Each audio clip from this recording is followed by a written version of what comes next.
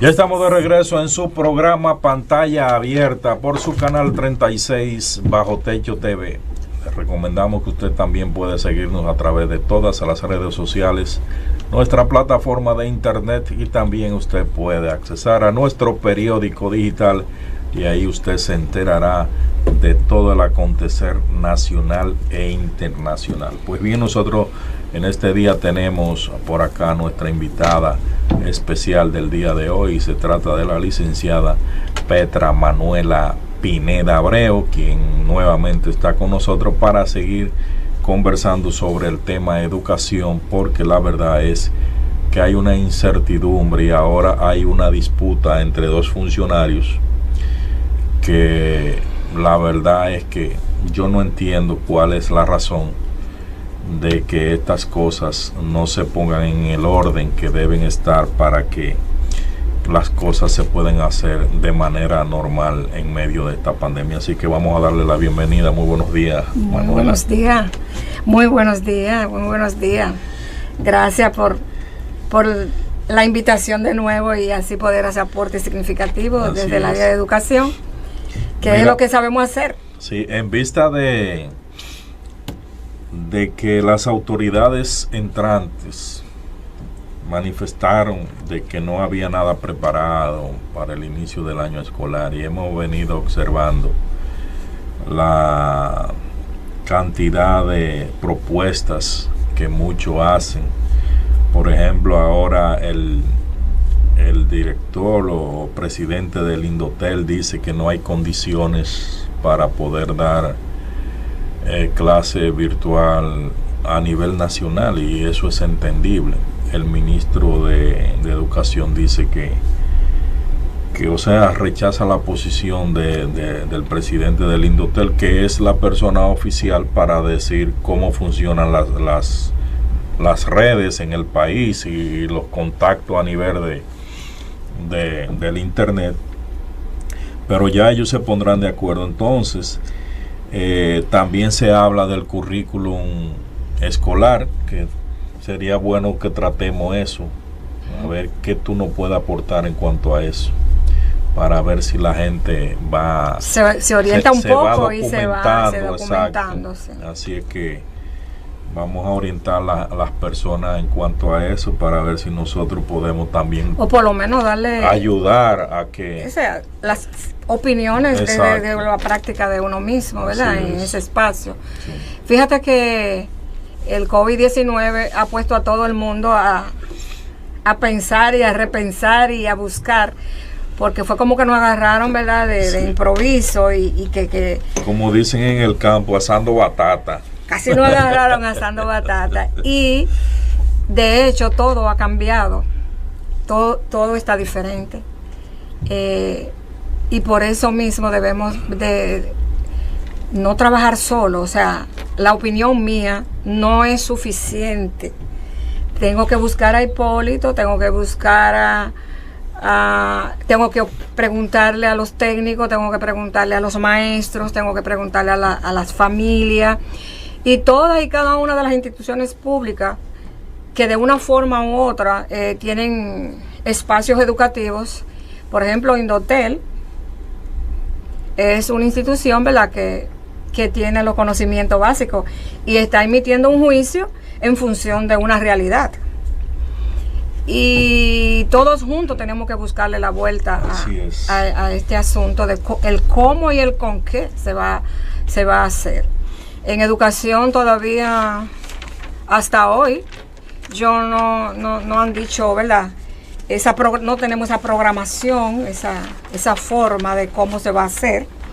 En la última entrevista que yo vi al ministro de Educación, él hablaba de que iba el 2 de noviembre y que se iba a dar a través del internet y radio y televisión. Sí. Pero no tenemos nada concreto, porque que yo sepa no ha bajado nada concreto a ningún espacio. Estarán en asuntos de planificación, es lo que yo entiendo. Y es muy complejo, porque nosotros tenemos, ¿qué me garantiza a mí que todos los muchachos se van a conectar vía internet? o que se van a conectar vía radio o televisión. Sí, con las precariedades del servicio energético. El servicio energético, que las herramientas, si tienen las herramientas, las familias, ¿verdad? Porque se va a hacer el hogar-escuela. Así es. Ahora yo le estoy llamando hogar-escuela. Entonces, en ese espacio, esas familias me están garantizando que niños y niñas, ¿verdad? Jóvenes y adultos, ¿verdad? Porque está la nocturna, se beneficien o reciban esa clase, ese día. Entonces, mire, profe, además de eso, los contenidos. El MINER está revisando los contenidos porque ese currículo hay que revisarlo en función de esto nuevo. Son las necesidades, porque el currículo es buenísimo, pero fue hecho para un tiempo. Pero el tiempo cambió. Claro. Entonces hay que revisar contenidos. ¿Cuáles son los contenidos que son importantes pero necesarios? Aquí hay contenidos importantes y necesarios, pero para esa época, para ese tiempo. Ahora tenemos otras necesidades y grandes. ¿Por qué? Porque en ese espacio que va a fungir como escuela hay necesidades grandísimas, todos los tipos de necesidades que usted se puede imaginar, de formación, de todos los tipos de violencia que usted se puede imaginar se dan ahí, todos los tipos de relación se dan ahí, y qué sé yo, lo económico, influye lo económico, en los problemas emocionales que están ahí también. Entonces son contenidos que deben de estar presentes en esa planificación, y el MINER debe tener, ¿verdad?, presente esas necesidades. Hay unos principios que siempre lo ha llevado en los procesos de evangelización la Iglesia Católica. Ellos hablan de ver, juzgar y actuar. Son elementos básicos. Claro, frente a una realidad que ha sorprendido a la humanidad, como es la del COVID. Nadie estaba preparado para eso. Y frente a eso aparece un concepto que se llama disruptivo. La disrupción, que va a ser caminar por senderos que nunca antes se habían caminado. Y ahí donde la inteligencia, que uno sabía que existía. Nadie sabía. Entonces, estamos ante una situación, como dice el doctor Sixto Moya, de disrupción, disruptiva. Hay que caminar por senderos que no conocíamos. Vamos hacia lo desconocido, pero vamos avanzando, con toda la posibilidad de acertar y también con la posibilidad de que no acertemos, porque la disrupción también es probabilística. Entonces, todo este contexto, más que imponer un currículum que ya estaba establecido, como usted dice, antes, y que ya hay que ajustarse a ese, no, porque hay que ajustarse a algo que se hizo para una época, y resulta que ante esta novedad que nos sorprende a todos, no tenemos por qué decir ya hay que comenzar el día tal, porque este es el currículum establecido. Entonces eso no es científico. No es lo científico ni es recomendable. Ni es recomendable, ¿no? Entonces, lo científico es sentar a los grandes técnicos, buscar a los expertos en temas educativos, en temas disruptivos, en temas de exponencialidad, para enfrentar esto, sabiendo que hay dos sujetos, como decíamos la semana anterior, protagonístico, más que la propia familia, que es el maestro y el alumno. Y el orden de la mención no quiere decir que uno sea más importante que otro. Ahí está el núcleo. Y la familia, me gusta el concepto que usted está hablando de la escuela familia. Sí. Porque hogar escuela. Hogar escuela. Porque por primera vez dentro de esta disrupción frente a la pandemia, hay que tomar en cuenta que esa sociedad tiene que integrarse en torno a la educación, pero una educación que es diferente, que no es mandar al muchacho a la pizarra y ven, levanta la mano y recítame de memoria lo que te aprendiste. No, estamos en tecnología exponencial, que hay que aprovecharla al máximo, porque también el conocimiento hoy tiene una manera nueva de conocer, y en esa manera nueva de conocer también hay una nueva manera de aprender y de desaprender. Y es donde todos, frente a lo novedoso, nos encontramos ante el hecho de que debemos de aportar lo mejor. Hacer lo mejor posible. Entonces, un currículum debe de tener contenidos nuevos ante lo novedoso. Que no son nuevos, que están ahí, porque desde el Departamento de Género, todo lo que se planifique en perspectiva de género es transversal. Entonces son temas, son contenidos, por ejemplo, trabajar sobre el medio ambiente, que la población sepa los conceptos básicos sobre la igualdad, sobre los derechos humanos, porque la educación debe ser humanizada. Cuando hacemos eso, estamos humanizando, porque eso es diversidad. Pensamos en la inclusión, en la diversidad. Entonces, en ese sentido, usted dice algo bien, de que estamos trabajando sobre la marcha y hay que hacerlo mejor y dar lo mejor y escucharnos entre todos, escuchar las opiniones del uno, del otro, los periodistas, que son los espacios de socialización, que escuchar a los profesores, que escuchar a los técnicos, que escuchar a cualquier institución, porque tenemos espacios de capacitación y trabajamos estos temas. Pero mire, fíjese que el currículo, además de eso, usted dice que hay dos elementos importantes, que es el profesor y el alumno. Son, ¿verdad? Son los protagonistas. Insustituibles. Entonces, tenemos una necesidad y que tenemos, la única herramienta que tenemos, una de las herramientas que tenemos es esto. Y esa parte humana que transmite el profesor con ese calor humano, esos sentimientos, esas emociones. Porque las emociones, tú las ves cuando el profesor está triste, pero si el profesor no está triste, tú estás viendo esas emociones. Entonces, en función de eso, ¿quién va a transmitir? Me garantiza que por acá yo voy a transmitir esa parte. Bueno, esas emociones. Hay una manera nueva, por ejemplo, ya el hecho de que no nos podemos estar abrazando como antes. Yo recuerdo cuando niño, en la escuela, después del recreo, la profesora se ponía a cantarnos. Y entonces a los niños nos poníamos la cabecita en la butaca, y mientras ella iba cantando le iba poniendo la manito en la cabeza a uno, y uno sentía que esa profesora, mi profesora Teresa, que tremenda, como si era tu madre, ¿no? Que la que te estaba poniendo la mano en la cabecita, cantándote. Los contactos físicos también ahora mismo han cambiado. Así es. Por tanto, que las emociones también se transmiten por las redes. Porque si yo estoy con un discurso aburrido o una clase aburrida, por aquí la gente me quita. Entonces, las clases deben de dinamizarse. Por aquí incluso puede haber música, pueden haber efectos.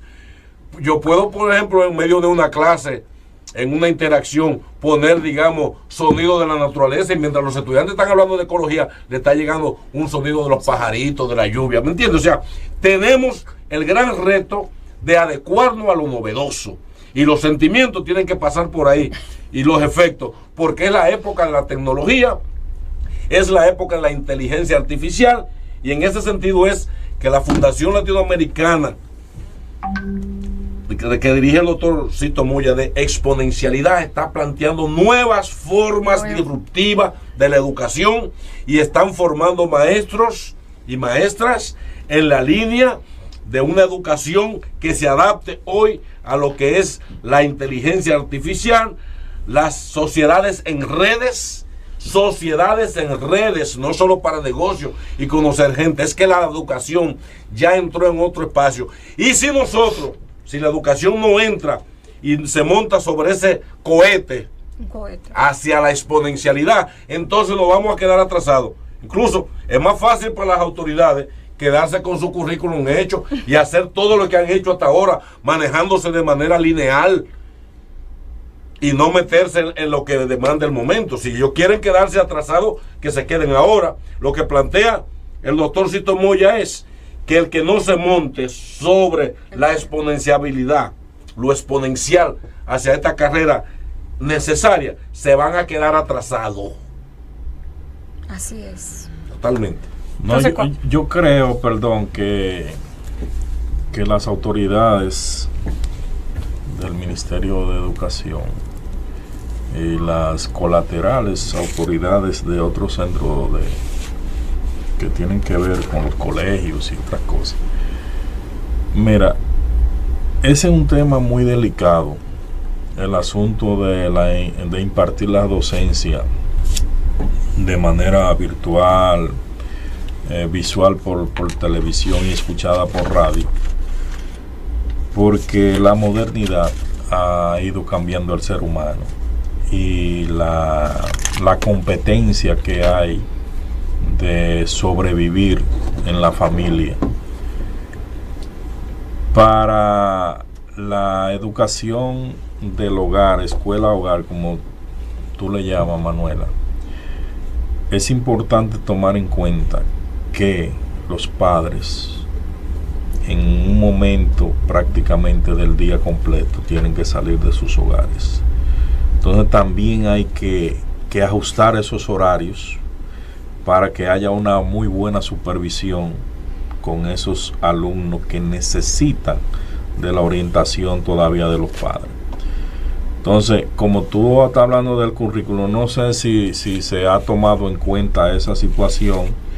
Aparte de que el asunto de la comunicación va a ser un poco complicado por los grandes problemas que nosotros tenemos con el servicio energético en muchos rincones del país, y también las declaraciones que hace el presidente del Indotel, que nosotros no tenemos la capacidad todavía de poder cuestionar eso. Exactamente. Entonces yo creo que las autoridades se apresuraron en poner ya una fecha de inicio. Yo entiendo eso también. Yo creo que debió primero prepararse todo el currículum y la forma de cómo iba a accesarse a la educación, y yo creo que hay que todavía seguir analizando eso. Hipólito, sí.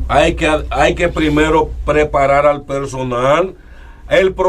Los protagonistas del proceso alfabetizar, como digo son, sí, porque es una nueva alfabetización, sí. Porque hay muchos ignorantes y analfabetos digitales. Entonces, la concentración y la disrupción en este momento es concentrarnos en los maestros y maestras para ponerlo al día. Ese fue el primer paso que se debió dar. Claro que sí, y luego de ahí decidir que entre todos vamos a enfrentar esta pandemia en esta nueva manera de conocer, para aportarle a la juventud, a los estudiantes, a la sociedad, la nueva manera que demandan los tiempos. Pero ayer surgió una denuncia ya en la parte de educación superior, de universidades que tienen graduaciones que la van a hacer de manera virtual. Claro. Y le están cobrando a los estudiantes el alquiler de la toga, el birrete y todo. Por ahí también. Santo Dios. Yo tengo un amigo que tiene amores virtuales. No, porque nosotros los que estamos solteros tenemos que hacer, como diría el doctor, tenemos que hacer el amor de manera digital. Tan bello. Porque no nos podemos juntar personalmente. Ese calorcito, como yo digo, ¿verdad? Ese calorcito que tenemos que darnos como humanos. Lo va a sustituir aquí la parte virtual, ¿no? Fíjate algo, yo tengo aquí anotado eso del tiempo, que esa clase, ¿qué tiempo va a durar? Mira, no podemos pensar en esos muchachones, lo de primaria, que son más pequeños, de 1 hora o 45 minutos. ¿Sabes por qué? Porque en los hogares no tienen los espacios, no tienen ese espacio. Será debajo de una mata que algunos se pondrán, porque dime, viven en hacinamiento. Hay mucha población de esa que vive en hacinamiento. Entonces, ¿dónde se va a poner? O que lo están picando los mosquitos, o que el hermanito le arrancó el aparato, le arrancó el celular o le arrancó la tablet, y muchas cosas se pueden dar en ese espacio. Yo tengo un videito por ahí donde un profesor está haciendo las veces, y él nos dio la clase porque cada vez que se conectaban de manera en horas diferentes, entonces le interrumpían la clase al profesor. Entonces se va a dar una hora de clase. Si cada vez que entra un niño, hay que educar a los niños el cómo hacerlo. Sí. El cómo hacerlo para que no interrumpan al profesor y pueda desarrollar el tema que va a desarrollar en ese tiempo. Usted sabe que yo vi una experiencia en Canadá y otra en Estados Unidos muy similares. Por ejemplo, gente que vive en campos muy lejanos de la ciudad, dueños de gente de finca, decidían, el sistema les permite, Hipólito, que son personas muy educadas y que han tenido ciertos niveles académicos, el sistema les permite a muchas familias ya recibir del Ministerio de Educación las informaciones que necesita y ellos educar a su muchachito desde niño hasta poder llegar hasta un octavo plan curso. De acción. Un plan de acción. Entonces, los padres que califiquen debieran ser integrados en esta modalidad curricular. Claro. Para que ellos puedan entender qué está pasando con sus hijos, pero el trabajo es más fuerte. O sea, ahí tendría el ministerio que decir, vamos a lanzar un grupo de maestros en la calle, trabajadores sociales, para visitar cada familia. Eso es que visitando cada familia, vamos a entrenar a los padres también para que ellos sean el coprofesor, como un ayudante de los maestros, para que también entienda qué es lo que está pasando. No puede estar fuera de la familia. Eso que usted llama escuela-hogar es para mí un concepto interesantísimo y de integración social, padres, escuelas, niños, etcétera, para que podamos dar lo que llaman pie con bola. Inclusive esa parte ahí de que el profesor hay que alfabetizarlo, porque tenemos cosas nuevas. Igualmente la familia hay que alfabetizarla. También. Y esa propuesta yo la tenía, de que el Estado, ¿verdad?, educación, prepare ese personal para que visite, ¿verdad?, los más vulnerables, porque no será todo, ¿verdad? No será todo que entren ahí. Ahí entra lo que es evitar las desigualdades sociales, ¿no? Los más vulnerables, pero tener esa asistencia, profesora, para que se puedan integrar. ¿Qué ha pasado, profesora, con la comunicación hoy entre escuela y padre? Porque antes era, óyeme, antes un muchacho se portaba mal y seguido tu papá lo sabía, le mandaban una cartita hasta contigo mismo, sí, con alguien, o el profesor iba a tu casa y te dejaba una nota a tu papá, porque a veces cuando la mandaban con el muchacho sabía que se había portado, sí, mal, la rompía en el camino. Sí. Los maestros pasaban por las casas y el muchacho que se le portó mal le dejaban una carta al papá para que el papá viniera. En Estados Unidos, otros países, hay una comunicación constante miran el comportamiento del alumno en la escuela, y si ven que hay un problema de violencia, a los pocos días te está visitando a ti un psicólogo para ver, mire, su hijo está muy violento, y cuando hablamos con él nos dimos cuenta que usted le mete el puño a su mujer, que aquí hay un lenguaje muy fuerte. Entonces, ese vínculo de la escuela con la familia aquí se ha perdido en la República Dominicana. Así es. Sí. No sé qué harán los colegios. Bueno, los colegios son negocios. Es un negocio. Negociazos terribles. No, con precios onerosos. Incluso los grupos de padres y amigos de la escuela, de los colegios, a veces se parcializan con la institución. Uh-huh. Sí. Porque yo mismo... como mis hijos estudiaron en colegio, en muchas reuniones yo tenía encontronazo con ellos, porque planteaban cosas que era responsabilidad de la institución, que nosotros éramos lo que tenían que asumirla. Exactamente. Y no es importante eso. Manuela, me gustaría saber... si le puedo responder aquí al señor. Sí, también. Primero, esa sí, parte que es muy importante, no se puede quedar. Fíjate que la escuela tiene una batería de padres que para que funcione, inclusive tiene una normativa, la 2000 modificada. Ahí está planteado todo y cuáles son las funciones del papá y cuándo debe estar, cuándo no debe estar. Pero las instituciones nuestras, públicas y privadas, usa al papá y lo seleccionan, hacen su asociación de padres. Y es para beneficio, para una parte administrativa, porque tiene funciones disciplinarias, funciones pedagógicas, son 9 miembros, y esos 9 miembros tienen una función diferente. Entonces, nada más se enfocan en la parte administrativa. Y eso de que, ¿verdad?, ni siquiera se capacitan. Tú no ves que hay un programa de charlas con temas así. Estos temas tienen que llegar a la familia, pero la escuela tiene los espacios y está autorizado para que hagan cosas con los padres, y los padres a veces desconocen hasta las normativas, no saben lo que... no, a mí me seleccionaron, me dijeron que yo iba a hacer esto. Hay un organismo dentro de que trabaja directamente con el maestro, que es para planificar junto con el maestro temas relevantes que afecten a sus hijos, que el maestro tiene que estar en permanente contacto con él. El miembro del comité de curso se llama.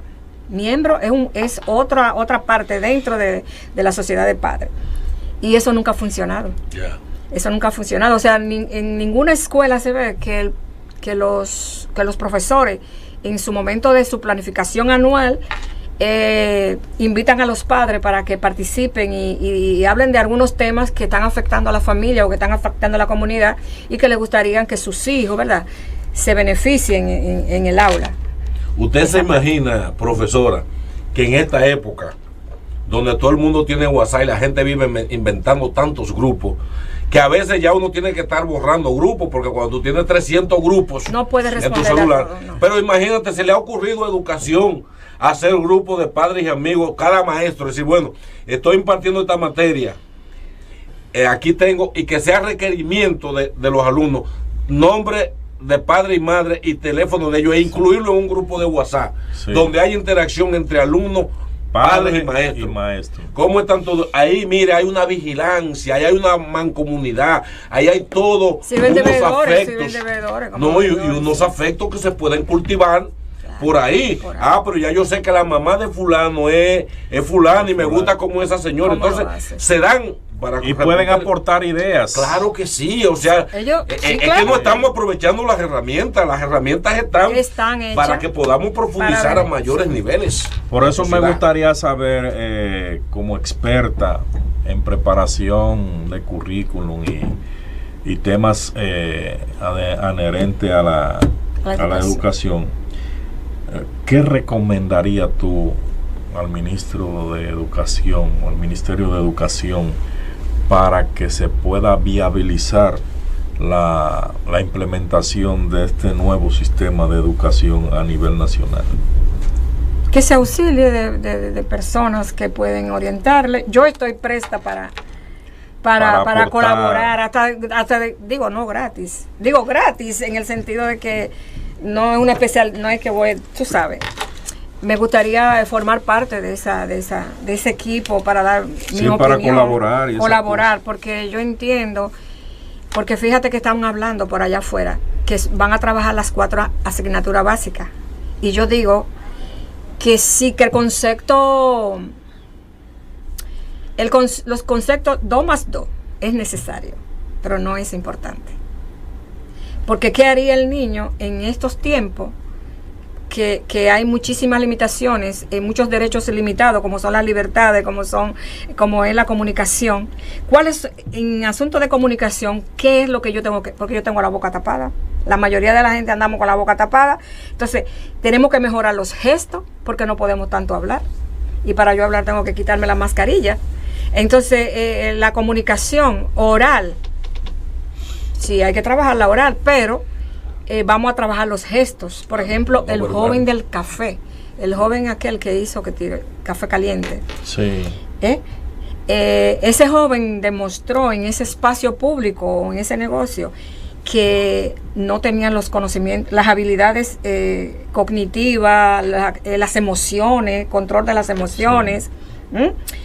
En asuntos sociales, la parte social, la empatía, la asertividad, la comunicación efectiva. Eso no se dio en ese espacio, en ese video, no se dio nada. Y es un joven que no es analfabeto, que no, a lo mejor estudió, tiene una especialidad, pero fíjate como en ese espacio público no mostró nada de esas habilidades, sí, que son inherentes en el ser humano, y además es un acto de violencia. Claro. Entonces yo les recomiendo que se tomen en cuenta temas relevantes para trabajar, como son temas relacionados a la salud, sobre los derechos humanos, trabajar, contenido, tomar en cuenta esos contenidos. Y algunos de las que están en el currículo de las diferentes sociales, naturales, ¿verdad? Uh-huh. Temas relevantes, sí, porque hay otros temas más importantes. Trabajar las emociones, trabajar la parte psicológica, la parte, sí, claro, esa parte, trabajar lo que es medio ambiente. Eso no se puede quedar. Trabajar los conceptos de derechos humanos. que los estudiantes trabajen la Constitución de la República. Óigame, el primer eslabón para la prevención, nosotros tenemos que hacer un trabajo preventivo. El primer eslabón es el conocimiento de las normas y las leyes. Exactamente. Y ustedes me corrigen. Usted conoce las normas, usted sabe cuáles son sus derechos, y si yo conozco cuáles son mis deberes, pues estamos bien. El límite, el límite está ahí. Tú conoces tus derechos, yo conozco mis deberes, pues no va a haber, ¿verdad? No se va a dar nada fuera de lugar. Eso, en asuntos de salud, reforzar esa parte en las familias de manera preventiva. Sí. Promover el deporte. Y la cultura. La cultura, el deporte, por ahí. Mire, ahora yo invito a las autoridades de educación de que se va a concretizar las competencias en función de las artes y el deporte, aunque sea por aquí, porque por aquí podemos hacer cosas. Mucha arte. Muchísimas Claro. cosas. Entonces no podemos, a través de las artes, tenemos que fomentar personas, niños y niñas resilientes, con esas características, a partir de las artes y a partir del deporte. Es fundamental, porque una de las características es desarrollar en el niño, a pesar de las adversidades, poder dejar eso y seguir adelante. Entonces, hacer hasta un cuento. Hacer cuento de la realidad. Una poesía coreada. Una poesía coreada. ¿Cómo el maestro va a evaluar a esos jóvenes si es por competencia o es informativo?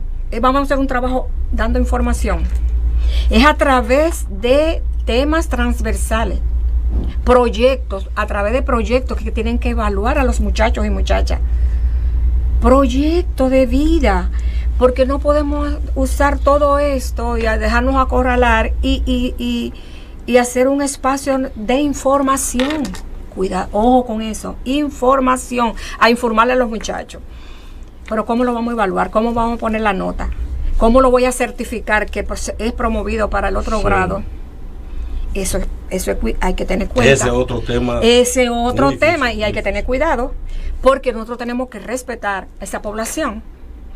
En el momento, como el profesor la conducta de cómo se comporta ese niño. Es que eso no se puede mirar ahora. No se puede. Eso no se puede mirar por ahí ya. Lo que plantea ahí el tema, lo exponencial en esta nueva manera de educación es que cada individuo tiene que haber una evaluación única con él, porque el ser sujeto es tan diferente que usted no puede tener el mismo parámetro para evaluar a todos, porque cada individuo es diferente y tiene su propia manera de aprender y de comportarse. Entonces no podemos seguir con esos parámetros de evaluar a todos los niños con una misma con la misma vara, porque cada uno es diferente. Exacto. Cada quien piensa diferente, actúa diferente, y eso hay que respetarlo, porque yo vengo de un contexto diferente al suyo y tengo mi propia historia. Entonces, en función de eso, el maestro tiene que planificar, y en función de eso, hay muchachos que tú nada más tienes que decirle y ellos hacen. Entonces, a partir de proyectos con temas transversales, que eso viene a evaluar, a modificar la planificación que tenemos, a organizarla mejor y a tener los temas relevantes, y también evaluaría el currículo. Evaluaría el propio currículo per se. En ese sentido, entonces, esas son las recomendaciones que yo le doy a todos a las autoridades. A las autoridades y a los docentes que también pueden ir pensando. Hay un grupo de profesores por ahí que estaban hablando de que se está pensando de que el maestro vaya a las escuelas para que haga la transmisión desde la escuela. Y yo digo que es imposible. Digo, no es imposible, pero no creo que debe ser así. Porque el maestro tiene que ir a la escuela y usar la escuela para hacer la transmisión, para dar la clase desde ahí. Porque yo tengo que pensar en la salud de esos docentes. Se van a movilizar, se tienen que movilizar de sus casas, y entonces le estamos exponiendo, lo estamos arriesgando su salud. que hay que poner esa parte adelante primero. Porque ahí usted ve, eso es importante. Se sigue pensando de manera lineal. Exactamente. No queremos aceptar que con la tecnología el maestro prepara su pequeño background en su casa, en el lugar más cómodo, y desde ahí puede transmitir porque tiene sus contenidos. Pero el maestro no tiene las herramientas todavía en la mano ni sabe cómo la va a usar. Entonces, pero para exigirle el horario de que cumpla, tiene que ir allá a la escuela. O van los estudiantes con todo y maestro, o el maestro que se quede en su casa trabajando, porque precisamente lo que se quiere es que llegue al estudiante en two-way, en la doble vía, esa intercomunicación de enseñanza-aprendizaje, porque hay que pedirle eso. Pero esa es una manera también de seguir pensando de forma lineal, no exponencial, y ese es el gran reto que tiene la educación hoy. Otra cosa que podemos hablar acá, Hipólito, es con relación al material didáctico. También. Lo tenemos elaborado. Digo, no puedo hablar mucho porque yo no tengo, ¿verdad? Si lo tienen o lo están trabajando o no lo están trabajando. Pero ¿cómo va a llegar eso a la población? ¿A qué tipo de población va a llegar? ¿Toda la población estudiantil la necesita? Porque podemos hacer trabajo grandioso a través de acá. Sí. Pero hay lugares de mi país que no llega nada de esto y de estas herramientas, sí, de la tablet y la computadora. Entonces, ya debieron de haberse elaborado, o por lo menos tenerlo en borrones por ahí, porque tienen sus personas capacitadas, yo entiendo, ¿verdad? Los manuales, guía para los profesores, guía para los estudiantes, guía para los padres, con relación a lo que queremos que ellos, ¿verdad?, se transformen en esta, con relación a lo que necesitamos y lo que tenemos que haber. Ya eso debe de haber estado hecho. Así y que el Estado, en caso de que lo tenga, utilice todas las instituciones públicas y privadas para que distribuya a nivel nacional, dígase la policía, la guardia, que utilicen esos vehículos que tienen para que lo manden a los diferentes lugares. Sí. Y no que las escuelas, los directores tengan que venir a buscarlo en camioneta, sino el mismo Estado lo distribuye. Exacto, que lo lleve al lugar que se vaya a usar. Y que sean los lugares lejanos, que tengan esa guía de los estudiantes, esa guía para los padres, con las diferentes, ¿verdad?, con las diferentes temáticas que tenemos que, ¿verdad?, que queremos que aprendan y que ellos se desarrollen y hagamos el mejor trabajo posible. Así es, y nosotros lo que estamos aquí tratando es con la idea de poder ayudar y colaborar con las autoridades, simple y llanamente, y aportar algo de lo que nosotros podemos tener conocimiento. Pues bien, Manuela, lamentablemente ya hemos llegado al final del programa. Creo y entiendo que ha sido una muy buena participación, porque cada vez que se tratan temas de educación relevante y de educación son muy importantes para los televidentes y para toda la población en general. Así es que nosotros ahora nos vamos a despedir y le solicitamos que mañana viernes usted esté también nuevamente bien temprano a partir de las 7.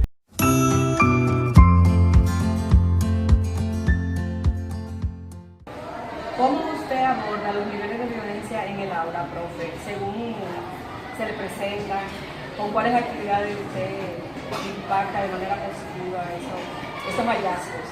En general la violencia que traen en el hogar, mucho maltrato, poco amor familiar, poca unión familiar sobre todo.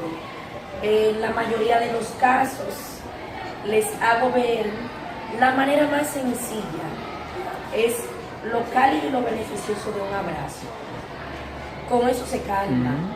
Luego ya me voy a lo que es teoría práctica, que es la violencia, que genera violencia, cómo me daña mi espiritualidad, mi corazón, y cómo daña y marca a los que nos rodean.